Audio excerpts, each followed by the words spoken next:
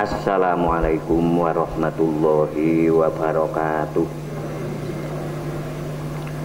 Nahmadullohal jalla sana'uhu hamdasyakirin wa nu'minu bihi imanal mukminin wa nukirru biwahdaniyatihi iqraras shadiqin wa nashhadu an la ilaha illallahu rabbul alamin wa nusolli wa nusallimu ala nabiyyina Muhammadin sayyidil mursalin wa ala alihi wa ashabihi thayyibin at-thahirin. Amma ba'du.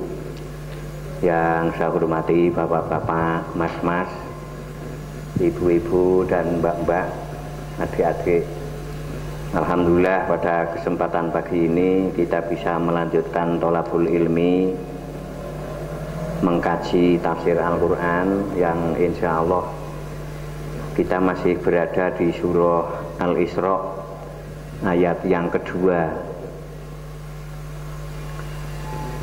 ayat yang menjelaskan tentang anugerah besar Allah yang diberikan pada Nabi Musa, yaitu Alkitab. Yang Alkitab ini dijadikan Allah sebagai panduan petunjuk bagi Bani Israel, yaitu tentang akidah tauhid. Allah tattakhidhu min duni wakila. Nah, karena sejarah para rasul ini sangat penting, maka kita bertahan di surah Al-Isra ayat yang kedua ini mungkin sampai 4 kali pertemuan. Ini baru 1 kali pertemuan, agar kita tahu apa faedah dan manfaat kita memahami sejarah para rasul. Ini sangat penting. Kemarin dalam muqaddimahnya kita menggunakan surat Hud ayat yang ke-120.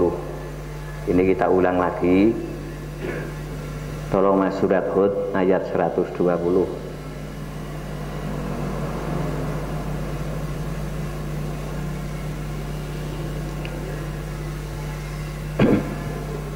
Nah ini sebelum kita perjalanan pikiran kita memahami sejarah Musa, ini kita mengetahui secara umum wa kullan naqussu 'alaika min amba'ir rusuli, dan semua kisah para rasul, amba'ir rusul yang aku kisahkan ke kamu, ini di sana ada manusabbitu bihi fuadaka, ada sesuatu faedah, yang faedah itu membuat hati kamu menjadi teguh. Rasulullah saja agar hati Rasul menjadi teguh, ini perlu bimbingan sejarah para Rasul, apalagi kita, sehingga kita bisa melihat kenyataan mengapa umat Islam tidak teguh.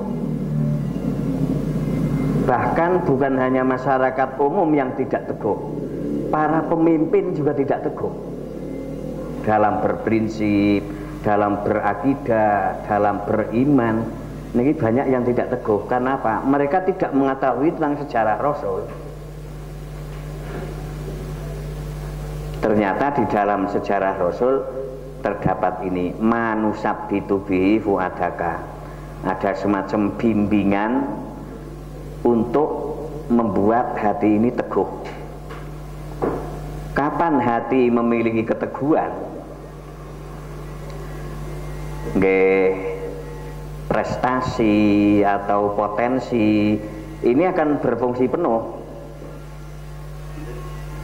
Tapi kalau hati ini nggak punya keteguhan, jadi siapapun akan gagal. Inilah rahasianya. Jadi petani yang tidak teguh mesti gagal nih, karena ikut-ikutan. Durah lombok larang, lombok kabeh. Barang nandur legane Lho, malih maning nggih kan? Nggih. Nah inilah pentingnya keteguhan. Sehingga kalau kita menjadi generasi yang teguh, akan jadi siapapun, ini akan berhasil. Nggih, secara ilmiahnya, kasunyatan hukum alamnya, jenengan saged mirsani teng televisi orang-orang yang berhasil teng bidang napa mawon adalah orang-orang yang memiliki keteguhan. Inilah rahasianya. Agar Rasul dalam dakwah tidak gagal, maka harus diawali dengan hati yang teguh. Berbeda dengan kita. Mengapa kita tidak teguh? Karena dari kecil sejarah yang kita kenal itu bukan sejarah Rasul, tapi sejarah Angkling Darmo, Darmo Gandul, Gandulan Darmo, nggih. Kancil Nyolong Timun, nggih. Sehingga apa sih fungsinya itu? Nggih. Maka kita sudah waktunya generasi ini mestinya di kurikulum ibtidaiyah, sanawiyah atau SMA ini sudah harus ada kurikulum itu. Tapi musuh dakwah ini memang tidak menginginkan. Sehingga di seluruh pendidikan, lembaga pendidikan non formal yang Islam ini juga ikut-ikutan tidak menceritakan sejarah Rasul, terutama lembaga-lembaga raksasa. Seperti saya dididik di sebuah lembaga yang besar, tapi yang sejarah saya ketahui itu sejarah keluarga lembaga itu. Gus Sopo nek paring jarine tayang trangkring nang pucuk gedang. Lho niki nggih. Lah niki lah hurufat ya akhirnya jadi generasi tetap tidak teguh. Lah, mengapa kita gagal? Ya disinilah rahasianya. Lah oleh karena itu kita mengkaji sejarah Rasul agak detail agar kita mulai sih gagal ya memper karena nggak punya keteguhan. Karena anak didik kita tidak diberi kisah sejarah tentang Rasul. Lah inilah yang ditakuti Barat, yang ditakuti musuh-musuh Islam. Kalau umat Islam sampai teguh, ya mereka mesti kalah. Lah untuk mengalahkan Islam, jauhkan umat Islam dari Al-Quran. Setidaknya jauhkan mereka dari sejarah Rasul. Ternyata betul hati mereka tidak teguh, termasuk kita sendiri. Menghadapi peristiwa, kasus-kasus sering tidak tabah. Karena tidak ada pendidikan yang untuk membuat tabah. Manusab itu bihi fuadaka. Inilah yang pertama kali fungsi mempelajari sejarah Rasul agar membuat hati kita ini teguh. Termasuk Rasulullah Sallallahu Alaihi Wasallam sendiri memiliki keteguhan. Ini karena niki sejarah Rasul dipahami betul. Rasul-Rasul sebelumnya.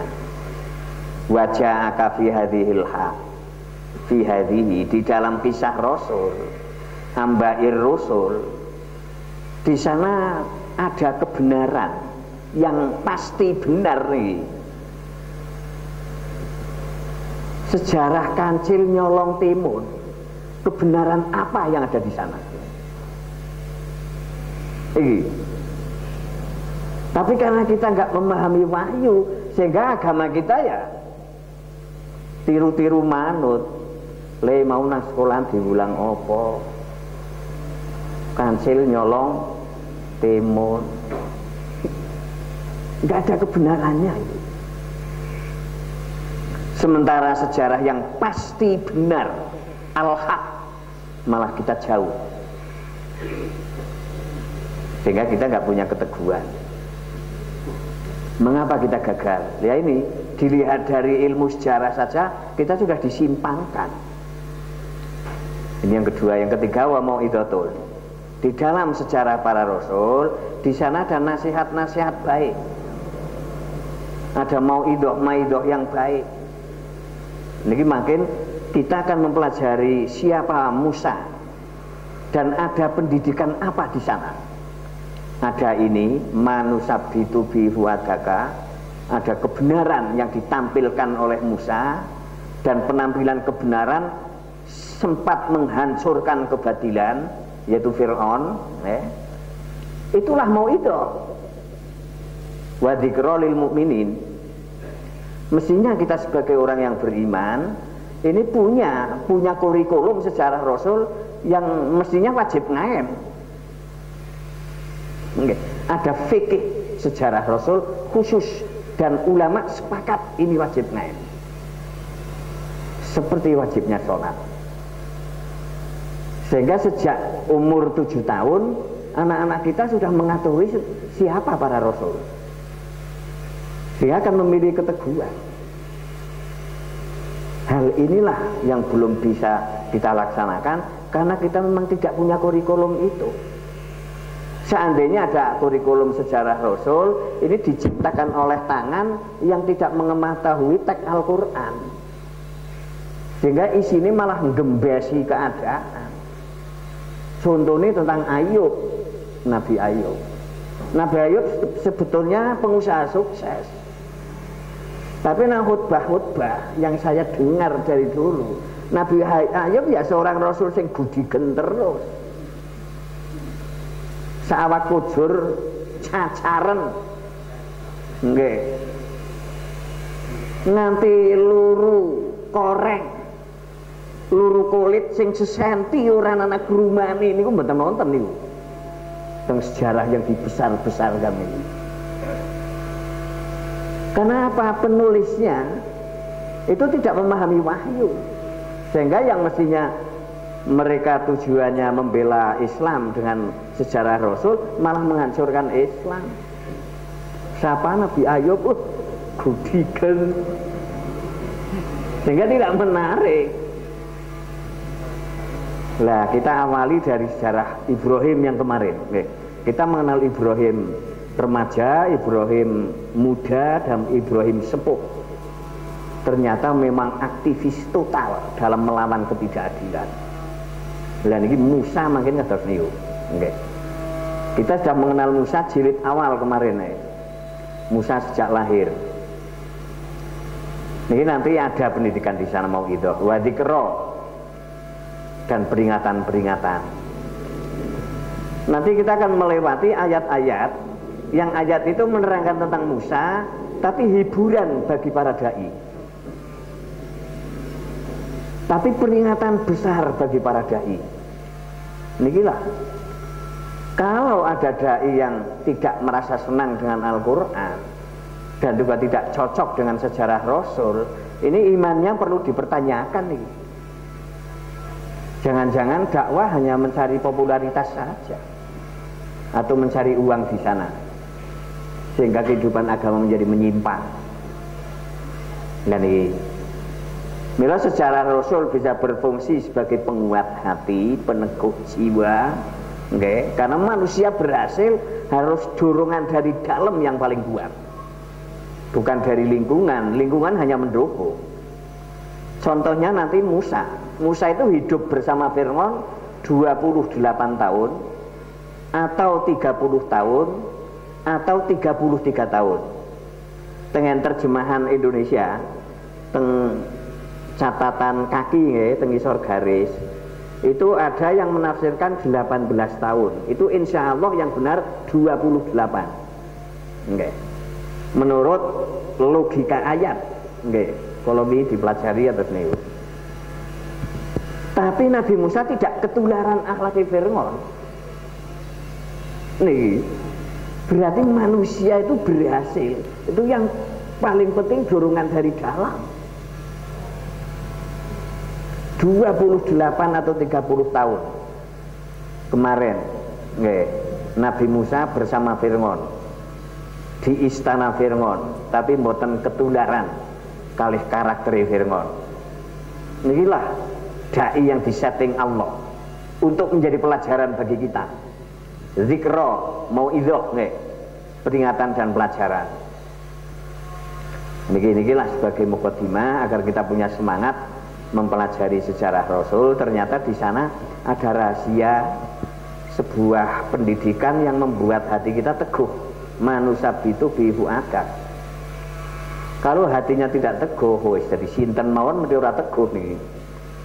Nggak jadi prajurit nang tengah-tengah perang mesti melayu, ya kan? Akhirnya gagal jadi komandan nih. Nah niki. Jadi sinten mawon kalau nggak punya keteguhan mesti gagal. Dan di sana di dalam pelajaran Amba'i Rusul, kisah para rasul, ini ada kebenaran yang pasti nih.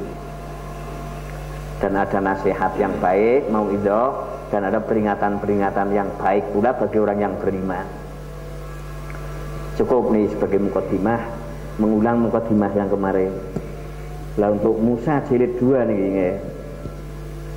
Musa jilid pertama kita mengetahui Musa sejak lahir. Nggih nuwun sewu dengan bahasa yang paling mudah kita pahami, bayi abang nggih. Bayi abang, Nabi Musa bayi abang. Ini sudah harus pisah dengan ibunya. Niki nek ibu-ibu bisa merasakan sekali. Mengapa harus dipisah? Karena ibunya takut disembelih Fir'aun. Sebab memang sudah ada peraturan keturunan Israel laki-laki harus dibantai. Jadi pejantan yang keluar dari bangsa Israel harus dibunuh. Yang dihidupkan yang betina-betina. Itulah rezim yang zalim. Generasi yang pejantan mesti dibunuh. Senajan katoni wong wadon. Hilang. Banyak perempuan-perempuan yang orasinya mengkritik mereka langsung hilang. Inilah karakter rezim seperti itu. Kalau ada yang kelihatan jantan, yaqtuluna abna'ahum. Okay. Fir'aun seperti itulah. Ibunya Musa ini khawatir, wah bayi ini menora disembelih Fir'aun, kemudian diberi wahyu oleh Allah agar dimasukkan kotak, okay, pelajarannya kemarin, agar dikelekake teng kali sungai besar. Ini ibu bisa membayangkan betapa sedihnya ini. Bayi yang masih abang harus dipisah, mana dikeleke nang kali. Pikirannya kan nek caplok boyo brige, nek njur kotrake ngantem watu, njur glewang mengkurep, njur kotrake kebek banyu brige. Disinilah Allah campur tangannya di sini. Inilah pelajaran yang bisa kita ambil, bahwa hidup ini Allah campur tangan. Orang jur Swiss lahir dijidorake. Enggak. Inilah peraturan-peraturan yang bisa kita pahami. Dan ternyata ditemukan keluarga Fir'aun. Di sanalah Musa bayi hidup. Sehingga perkembangan visinya terjamin karena meleknya melek istana, bukan tajin. Sehingga memang nalika pingin keluar dari istana, berarti istana Fir'aun di kampung, tidak di metropolitan. Sama dengan negara-negara yang lain seperti Indonesia. Istana presiden nang Bogor, kan nang desa, mboten teng Jakarta. Mila nalika Nabi Musa ke kota, lah berarti memang keluar dari istana, keluar dari kampung, masuk kota. Wadah holal Madinah, pelajaran yang kemarin. Nang kota malah ana wong gelut, wong Israel karo wong Mesir. Lah wong Israel njaluk tolong Nabi Musa kon ngrewangi njur dipenggah, wong Mesir malah mecicil nglawan, langsung dijuotos malah mati. Nikilah bahwa Musa ini sangat perkasa. Mana orang jerik mata ini diukur ngiling natok, berarti naling jotos kan orang seru banget. Lu akan gidal. Wah, berarti kayak jenengan matani semut nganggo bodem 12 kilo, geletak natrok ngoten wis meletet nggih. Nikilah perjalanan. Ternyata hati Musa tidak ketularan lingkungan. Berarti teori behaviorisme Niki tidak 100% benar. Contohnya Musa tidak dibentuk oleh lingkungan, karena dia hidup di lingkungan Fir'aun, tidak ketularan Fir'aun. Inilah pelajaran yang bisa kita petik. Mestinya referensi hidup bukan ahli filsafat, tapi Rasul Allah. Itu pasti benar. Tapi kita mengenal di lembaga-lembaga justru para ahli filsafat yang menjadi teladan hidup. Inilah penyimpangan-penyimpangan. Tadi ini Musa jilid awal lah. Setelah Musa 30 tahun atau 28 atau 33 ingin keluar dari istana, ternyata malah nang Mesir menggah wong ditempeling mati. Akhirnya Musa nggak berani pulang ke istana. Inilah settingan Allah di sini. Karena apa? Musa sudah cukup mengetahui tentang karakter orang yang nanti akan dihadapi. Ternyata biang kerok kerusakan adalah Fir'aun. Dan kedepannya nanti Musa itu disuruh mengingatkan orang itu. Inilah dakwah. Pertama kali disampaikan adalah orang terdekat, seperti Rasulullah. Fir'aunnya Rasulullah adalah Abu Jahal, bapak pamannya sendiri. Begitu juga Musa harus menghadapi Fir'aun, ayah angkatnya sendiri, selama 28 atau 30 tahun. Sehingga Musa perlu pendidikan, karena sudah dididik di lingkungan raja yang zalim, pemimpin yang tirani. Lah Allah men-setting agar calon dai ini dididik di raja yang soleh, yaitu Raja Syuaib. Nih, ternyata di sana malah anak putri Syuaib nih, putri Syuaib perawan loro nih, itu malah tertarik dengan pemuda Musa itu, karena dia amanah dan dia memang perkasa. Nah, putri ini mengusulkan ke bapaknya agar pemuda Musa ini diangkat sebagai pegawainya. Niki, karena menurut putri ini memang sudah melihat bahwa dia memang qawiyun amin. Inna khairu man istajartal qawiyul amin.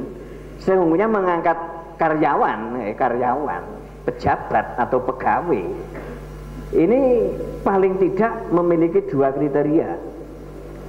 Yang pertama al-qawiyu, yang kedua al-aminu, punya kemampuan dan amanah. Amanah itu kejujuran. Para direktur, mereka dulu karyawan, sampai bisa menjadi presiden direktur, ini dua ini, punya kemampuan dan kejujuran. Nang daerah egen amanah, karena duitnya sedikit. Nang provinsi egen amanah, karena urung mencukupi. Begitu nang pusat langsung ketangkep karo KPK. Inilah hidup tidak lulus. Lah Musa ini lulus, sehingga putri Raja Syuaib ini mengusulkan pemuda itu diangkat menjadi karyawannya Pak, atau pegawainya. Lah ada apa? Inna khairoman, sak temene luweh bagus-bagus wong istajarta kang ngalap pegawe sapa panjenengan iku al-qawiyu, wong sing duwe kemampuan, al-aminu tur jujur. Nek wong Islam duwe kriteria ini pasti akan memimpin dunia. Oke. Nikilah standar untuk menjadi karyawan. Sehingga Nabi Musa langsung diangkat menjadi karyawannya Raja Syuaib dengan mas kawin, nyambut gawe wulung tahun. Deke tak dedak nama mantu ning deke nyambut gawe nang perusahaan nyong, perusahaan ternak, nggih. Ternak. Ya ana wedhus komplit nggih. Sir kawine 8 tahun nyambut gawe. Sek mawon jawab nggih. Raja Syuaib nambahi 2 tahun. karo muni ngoten. Ya syukur silirane nembehi 2 tahun nyong luwih cucuk dadi njur 10 tahun. Niki diiyakan kali pemuda Musa. Nek pemuda saniki wong ora ndek keteguhan sir kawin ka 8 tahun. Eleh. Berarti sir kawin neh nakari kan kena. Lah sire Nabi Musa ling bojo ngenteni sir kawine lunas 10 tahun maning mlebu Madian wis 30 tahun. Weleh. Jadi bujang tuane Iram ya. Nah niki lah menan teng fikih-fikih boleh mas kawin diutang itu boleh. Ditaksir kawin 5 juta ning setengah tahun maning. Iki bojo dringen yo niku halal niku. Dalile niki. Lalinglah perjalanan yang kemarin ya Musa jilid awal. Lah setelah Musa berkeluarga, perjanjian sesuai dengan maratuanya 10 tahun pas. Lah Musa pingin pulang kampung nih. Pulang kampung kembali ke Mesir, ke bapak angkat yaitu Fir'aun ya, atau pulang ke Israel, kembali ke bangsanya. Di sana punya kakak yang namanya Harun. Tapi kan orang ngerti nah ket bayi abang nang istanane Fir'aun. Pemberitahuan bahwa selirane duwe sedulur itu setelah diangkat menjadi nabi. Dalam perjalanan menuju pulang kampung, seperti pelajaran yang kemarin, ikhla naklaka fa innaka bil wadil muqaddasi tua. Nabi Musa melihat api.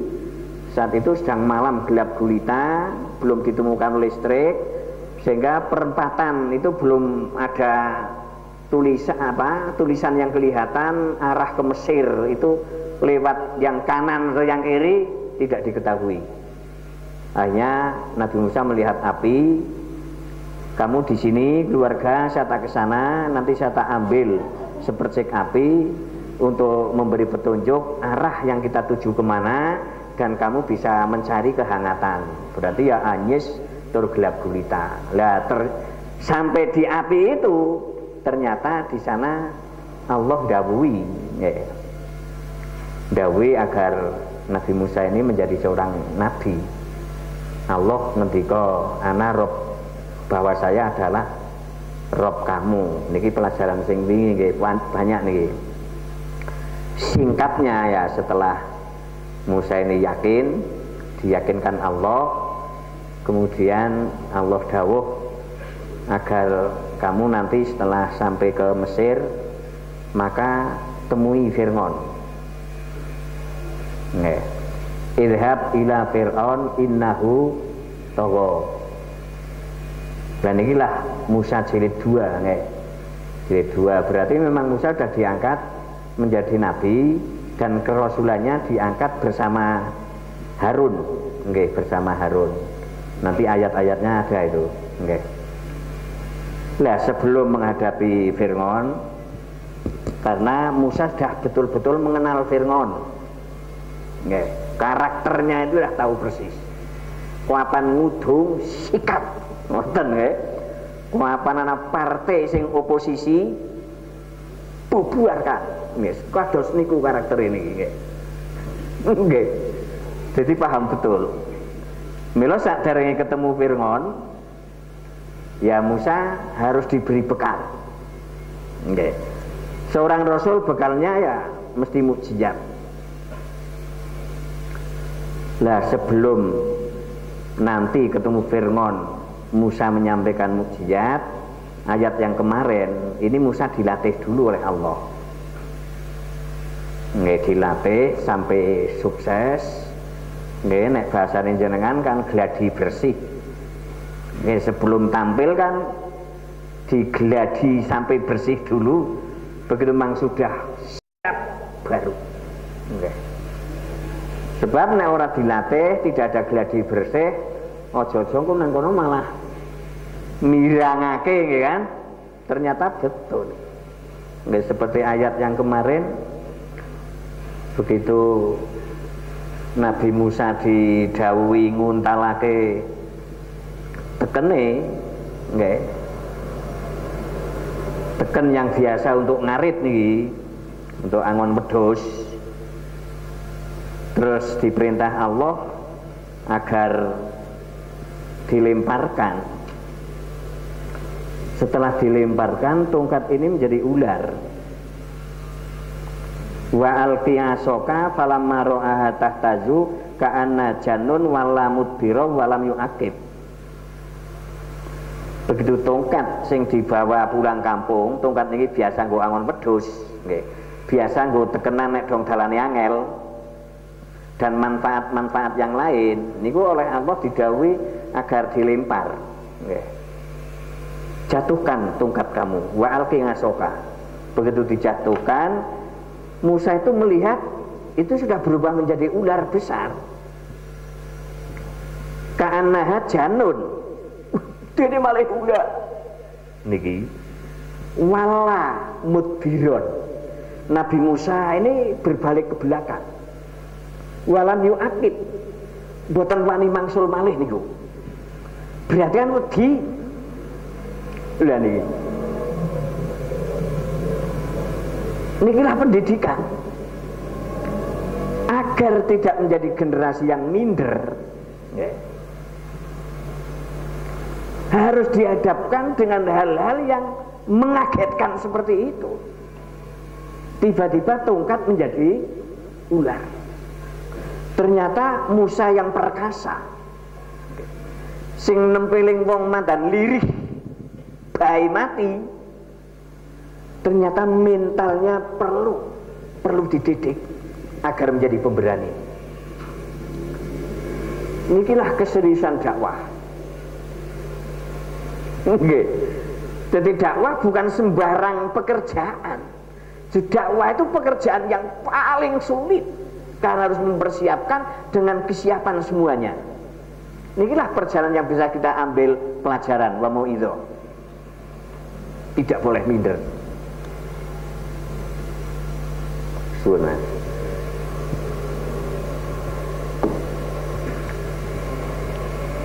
Begitu Nabi Musa yang perkasa melihat tongkat berubah menjadi ular, niku wala mudbira walam yu'aqib. Dia berbelok ke belakang, tidak kembali lagi. Berarti kan takut. Walah, nek dantuk prige iki nyo. Nah gede yang ngono. Lajeng Allah dawuhi, karena sudah diangkat menjadi nabi dan rasul, sedang mempersiapkan mukjizatnya, la takhaf. Berarti beliau Musa ini berbalik ke belakang tidak kembali lagi, kan memang jiwanya takut nih. Milo Allah mengungkap la takhaf. Kamu jangan takut. Inilah pendidikan. Nggih. Pendidikan yang nantinya akan sampai pada kesimpulan bahwa minder tidak diridhoi Allah dan gagal menjalani kehidupan. Niki minder. Tapi pemberani adalah diridhoi Allah dan akan sukses menghadapi kehidupan. Kesimpulannya nanti seperti itu. Nikilah mau'idhah wa dzikra. Nasihat yang baik sekaligus peringatan. Mengapa generasi Islam minder? Karena tidak pernah memahami sejarah Rasul. Minder itu manusiawi. Wong Nabi Musa saja minder nalika pertama kali melihat tongkat berubah menjadi ular. Ini bisa kita lihat di surah An-Naml ayat 10. Nggih, mangke jangan teng dalem saged niku. Ternyata minder memang manusiawi, nggih. Karena juga dimiliki Rasul. Tapi tidak boleh dominan. Sehingga Allah ngendika la takhaf, kamu jangan minder, jangan takut. Hanya Musa bangkit. Nggih, tongkat itu diambil kembali. Terus mukjizat yang kedua, mukjizat ada 9 yang dibawa oleh Musa. Tapi yang nanti ditampilkan ke Musa awal ini cukup 2. Dan dalam gladi bersihnya itu juga 2. Yang kedua adalah wa adkhil yadaka fi jaybika, atau usluk yadaka fi jaybika, atau watmum yadaka ila janahika. Ini kita Al-Quran wonten 3 praktek niku. Okay. Masukkan tangan kamu ke leher baju kamu dan kumpulkan tangan itu di ketiak kamu, maka keluar akan berubah menjadi cahaya yang putih. Lha niki ora dilatih dingin kan tetep terem, nggih kan? Ujug-ujug nang ngarepe Fir'aun aling praktek. Nah, nana wong wedi weruh ulane, nanti ada takut lagi Nabi Musa. Nikilah pendidikan.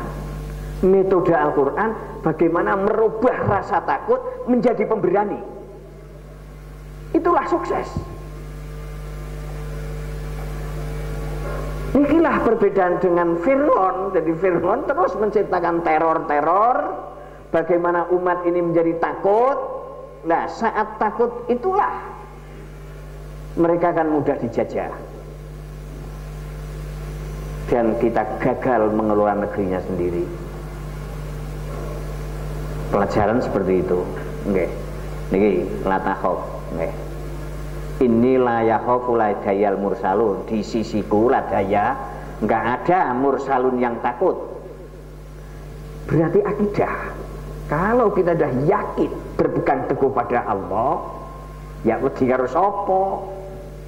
Nggih, wong semuanya ada di tangan Allah. Mila Rasul enggak pernah takut pada Abu Jahal. Walaupun teror terus diciptakan. Karena Rasul yakin bahwa Abu Jahal tetap di tangan Allah. Inilah pendidikan. Nggih. Inilah yakhofu ladayal mursalun. Wahai Musa, nggih. Ini Musa dewasa yang akan saya siapkan menjadi nabi dan rasul agar bisa merubah kerusakan menjadi kebangunan, kebatilan menjadi hak. Niki tugas dai. Lah otomatis dibekali bekal yang Fir'aun itu nanti tunduk. Niki ya satu-satunya itu mujizat. Karena Fir'aun ya dilingkari tukang-tukang sihir, dukun-dukun tenung, tukang-tukang sihir ini melingkari di istana Fir'aun. Baik yang diangkat menjadi karyawan maupun yang tidak diangkat itu melingkari istana Fir'aun. Nah, oleh karena itu dai yang disiapkan Allah harus merubah negeri itu dari pusatnya, ya harus dibekali. Ternyata waktu latihan Nabi Musa mengalami ketakutan gini. Ro'ahat tahtazu ka'ana janun. Beliau melihat tongkat itu tahtazu bergerak engkol-engkol. Nggih, engkol-engkol kok dengak-dengak. Nggih. Nek kaya ulah kobra nika nggih, dengak-dengak. Akhirnya Musa kan wala, nggih wala, berpaling. Nggih, mudhiron, mungkur, nggih mungkur niku menengok ke belakang, berarti mundur nih. Walam yu'aqib, dan tidak kembali lagi. Beratan wedi.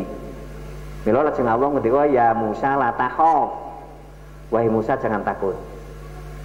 Nikilah guru besarnya Rasul itu Allah. Nih. Sehingga guru besar yang baik, kalau ada generasi yang diharapkan menjadi pemberani tapi masih memiliki ketakutan-ketakutan, itu tetap dididik.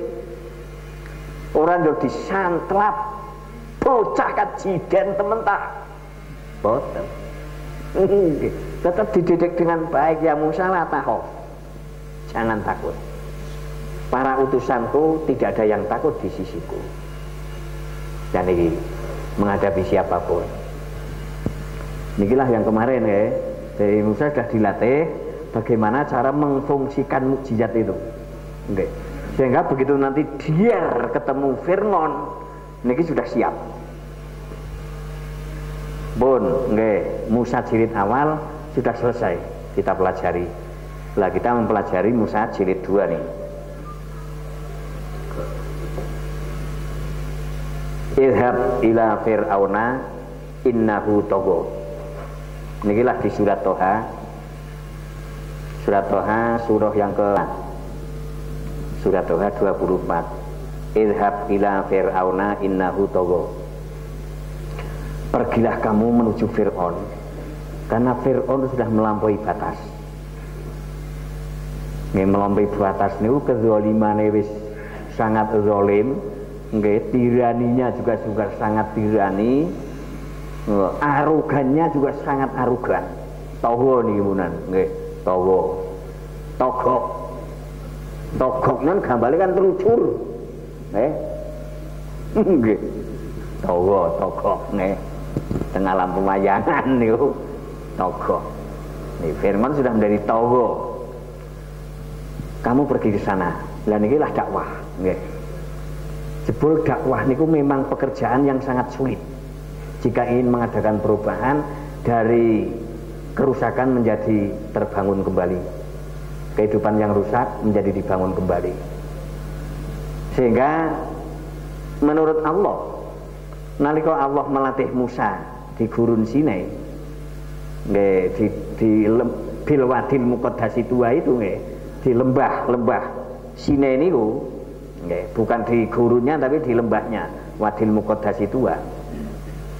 Ini sudah dilatih menampilkan 2 mukjizat lulus.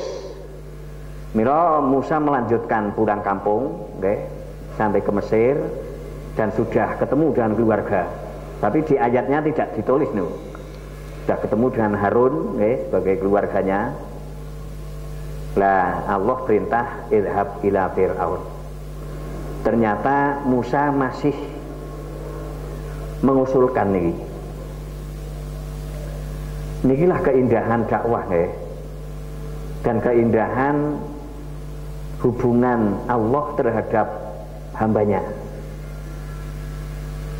Jadi kita akan menjalankan perintah Allah. Kalau memang menurut kita belum ada kemampuan, kita boleh usul.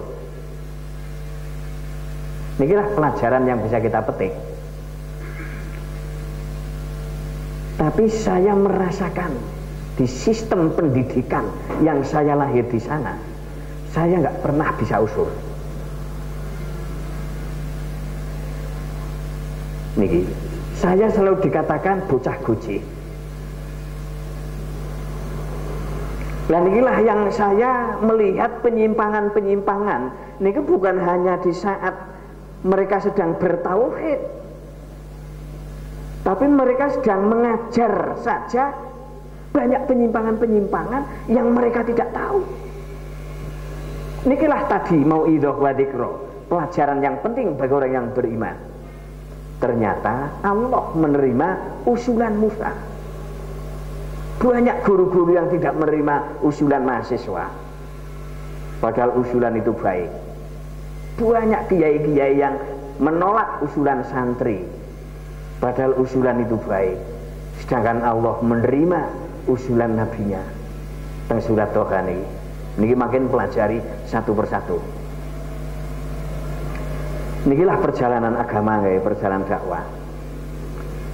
Kula nalika teng madrasah, kula dididik kalih guru madrasah saya, nek kendang hukumnya haram. Tur teng Sunan Taufik memang seperti itu. Kendang haram, gitar ya haram, tambur wa tomburu, niki. Saya melihat ada kurikulum yang memang tidak tepat. Mestinya Sunan Taufik ini diberikan untuk kurikulum orang tua, seperti kita, tapi malah dipaksakan di umur anak-anak, sehingga guru saya menerangkan nek tombur kendang itu haram. Lah begitu saya mulai Jumatan, saya di masjid melihat ada beduk. Apa bedanya kendang karo beduk? Malah mbahne kan itu, mbahne kendang. Iki Nalika guru sing mengharamkan kendang tak jagi jemuahan bareng. Njur kula matur Pak Guru, niki termasuk kendang napa senes Pak Guru? Lah napa sih jenengan winginane kan ngaramaken kendang? Niki jawabannya deke mancen bocah gojeh. Niki, jadi sejak kecil itu saya sudah dibungkam, sudah dibisukan oleh sebuah sistem pendidikan yang mengatasnamakan Islam. Menggan bertanggung jawab nih. Itu kan bentuk usulan. Pak, saya usul kalau memang kendang haram, mestinya beduk ya ikut diharamkan. Kalau Bapak mengharamkan kendang tapi di masjid ada beduk, itu namanya membingungkan. Saya usul sebuah sistem pelajaran yang tidak membingungkan, malah saya dikatakan dhewe mancen bocah gojek. Niki tak luru ayate, niku Allah mboten ngendika Musa dek aja gojek-gojek. Mboten menemukan niku. Jadi kula pengalaman agama niku kawit cilik. Kawit cilik. Saya menjadi laboratoriumnya. Rujukan saya Al-Qur'an. Ternyata banyak penyimpangan. Mogone. Nalika Allah ngendika idhab, pergilah kamu Musa menuju Fir'aun karena Fir'aun sudah melampaui batas. Jawaban Musa, "Qala, nggih, siap." Karena sudah dibekali 2 mukjizat, siap. Ning kula nyuwun Gusti, Rabbis rohli sadri. Ini ada 10 permohonan ini. Berarti kan orang langsung mangkat ini. Rabbis rohli sadri, ya Allah saya mohon panjenengan melapangkan dada saya.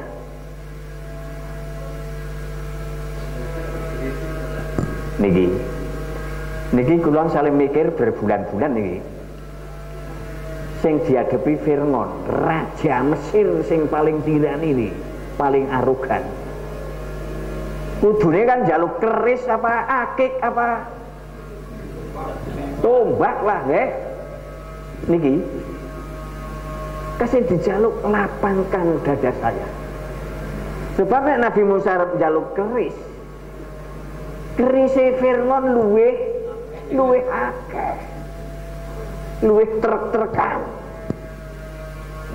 Jaluk akeh eleh. Mboten payu nang ngarepe Fir'aun akeh. Akhir yang diminta nih,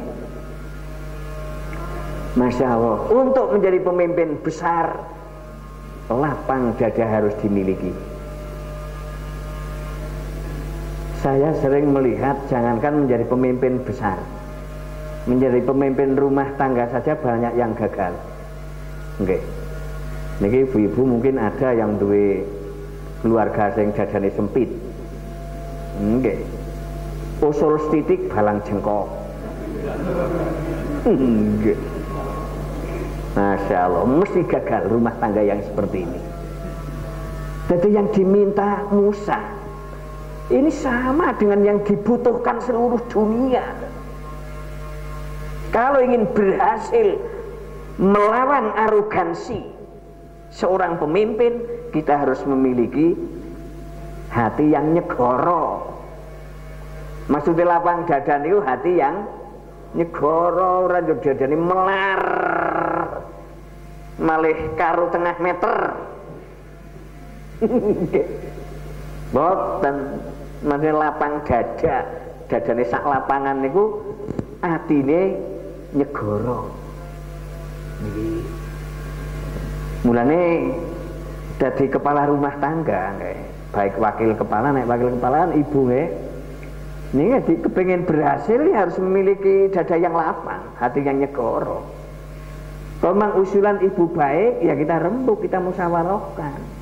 Aja main jengkoke jokna. Nggih, bapak, banyak bapak yang gagal dalam mendidik generasi. Nggih. Kula mbiyen gen cilik sering ngenek dong Ahad ini kan prai sekolah SD. Jumat prai sekolah Arab. Nggih, lebar Jumatan karena sore ora arep sekolah. Niku kula sering dolan. Lah kula nyelukna kancane kula. Niku nangis niku. Njur metu, ngapa sih nangis? Damuk biung. Lah ngapa sih damuk biung? Njokot endruk. Niki. Jadi njokot endruk mon damuk yen. Nikilah. Jadi kegagalan hidup niku diawali dari hati yang tidak nyegoro. Wong paling-paling nduk jokot. Ngamuk. Niki. Hal-hal seperti itulah yang menyimpang tapi tidak tahu kalau itu menyimpang. Karena apa? Karena wafilun. Ngene bahasane Rocky Gerung dungu. Karena dungu, jadi tidak menyadari kesalahannya. Monggo, nggih, kita pingin jadi kepala rumah tangga yang berhasil, menjadi kiai yang berhasil, menjadi guru yang berhasil, menjadi dai yang berhasil, milikilah dada yang lapang, hati yang nyegoro.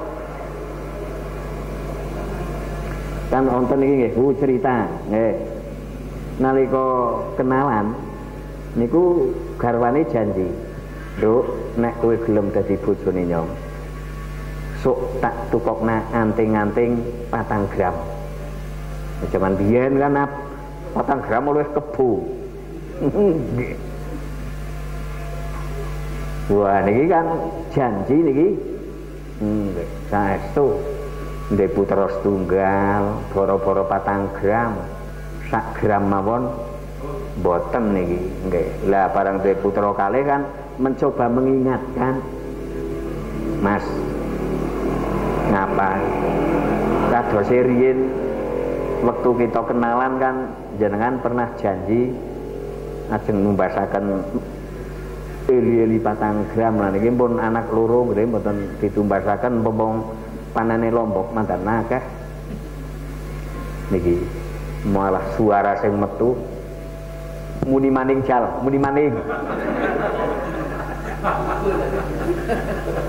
Niki kan banyak tokoh-tokoh seperti itu.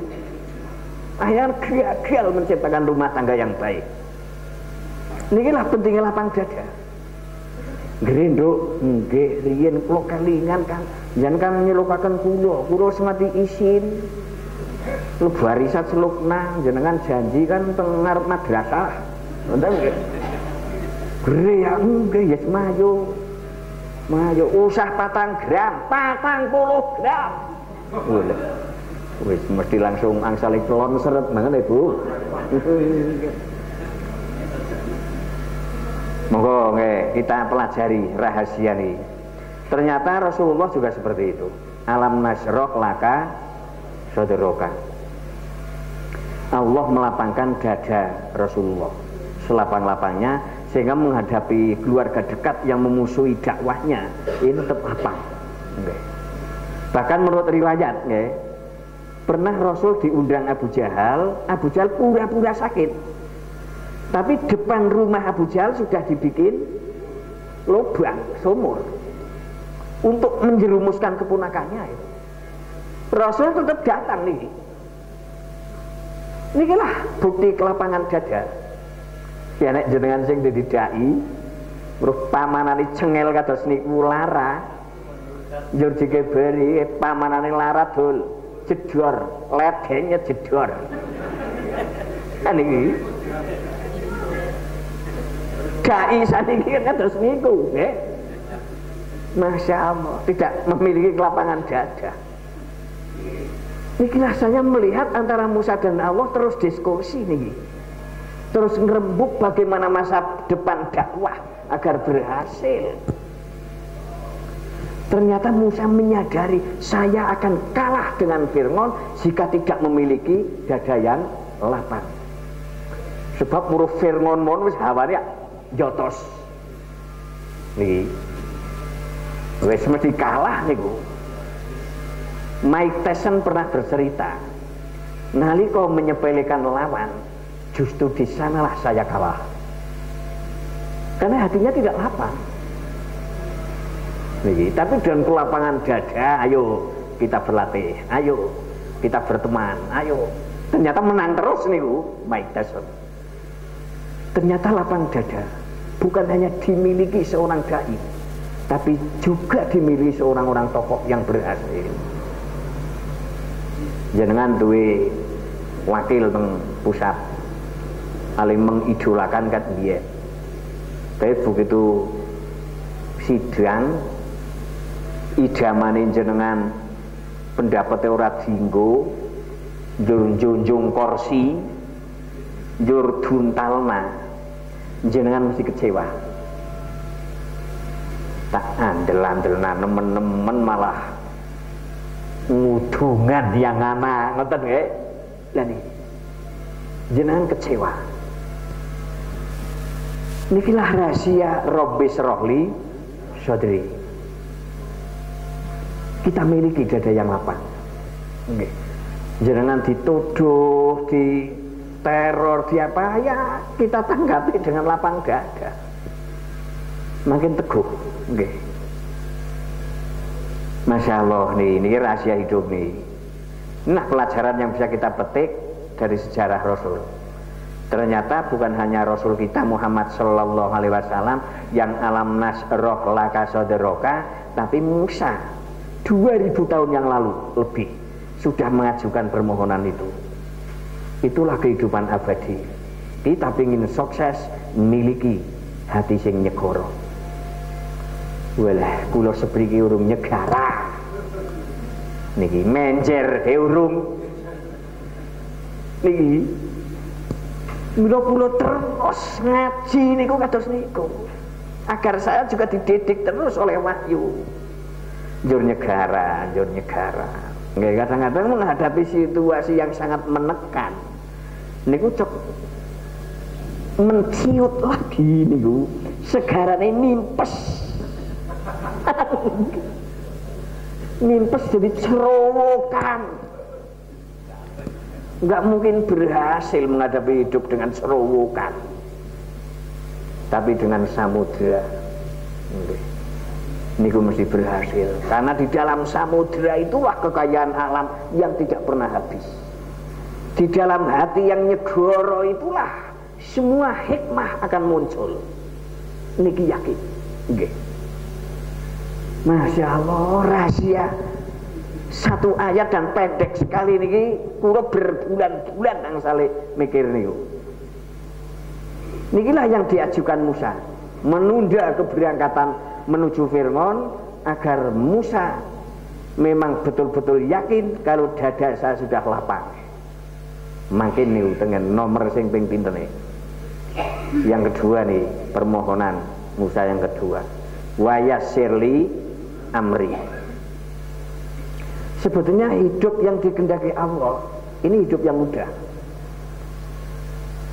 Yuridullah bikumul yusra. Okay. Allah tidak menghendaki hidup ini sulit. Tapi mengapa kita terus menghadapi kesulitan?